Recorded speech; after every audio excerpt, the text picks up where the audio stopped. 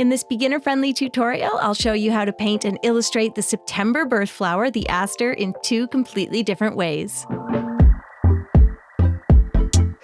Hi friends, welcome back. My name is Shayda Campbell and we are going to illustrate the September birth flower. Now, of course, if I'm going to do some illustrations, I might as well make them into greeting cards. And so I cut some watercolor paper to be cards, and they're just little tiny cards, which I love. So grab your watercolors. I'm using my Shayda Campbell set, and I will put the link to the blick.com, which are still in stock. I've got a number 6 round brush here, and that's the only paintbrush I'm going to use today. I have a pencil and eraser as well as a black brush pen, and this is my current favorite, so I will link all of my favorite supplies for you in the video description, and then I have some colored pencils there. But yes, my paints set, the Shayda Campbell set, is in stock on blick.com, so check out that link if you want to get the same set that I'm using in all my videos. I really stand behind the quality of these paints, and I know that so many of you that have purchased them have been really thrilled with them as well. Now I'm mixing up a beautiful dark purple for these asters, actually not too dark. I'm putting a lot of white in there. So it is a mix of rose madder hue with like a little bit of indigo. There's this purple color up in the top corner that I really love. And then lower on the palette, I add a little bit of white to the purple so that I have two beautiful lavenders to pull from as I begin painting this card.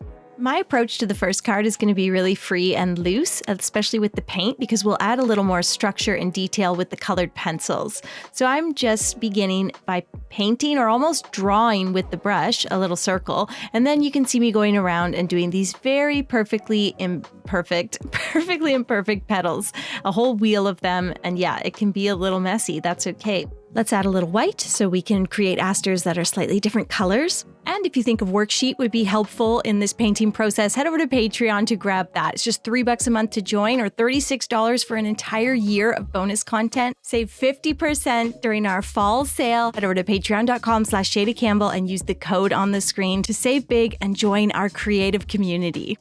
Now that I've got 3, I could just leave it there, or I'm going to do a little burst of lines, and that will kind of look, I think, like an aster that's on an angle. So we will let that start to dry and we will mix up our green. I am using a little bit of sap green mixed with burnt umber, and then I added just a little bit of hooker's green to darken it. And that gives me a nice natural color that I think is perfect for fall, with just a little bit of paint on the end of that brush. And using the end of the brush, I did a nice swooping sort of motion to give me a delicate stem that has a nice curve to it. And then when we want to do leaves, we're going to add pressure to the brush and just sort of push it against the paper to get that really natural, organic shape that is very perfectly imperfect, of course. Remember my old adage, it's a leaf. If you say it's a leaf, it can look like whatever. And if there's too much color, just lift a little. And I tend to lift with a paper towel because we are going to go over this paint with colored pencils. So we don't want things to get too dark. Okay, let's set that aside and let it dry, and we are going to draw and paint, illustrate and paint asters in a completely different way. So this one begins with pencil, so that might make you a little more comfortable. It starts with a guide. I draw a circle with a circle in it, and then all the lines for the petals, and then up top I've done an oval. The circle for the stamen in the center is quite low, and then those lines help guide me as I create all my perfectly imperfect petal shapes. And we keep those front petals on the upper flower quite short as well, and that will help that flower look a little bit more concave.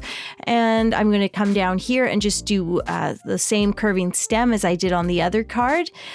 For the leaves, you can start with like an oval shape and then kind of make them a little messy. Do as much as you want in pencil. You don't have to use the black brush pen until you are 100% confident with the drawing you've created in pencil.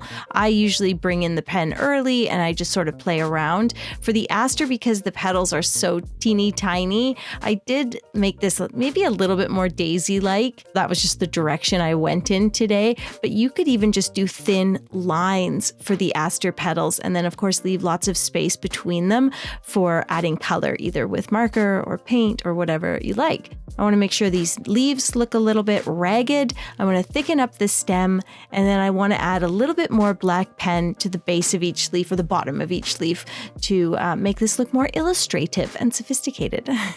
Okay, we're going to clean this up by getting rid of all those pencil lines, and now you've got this nice graphic contour drawing.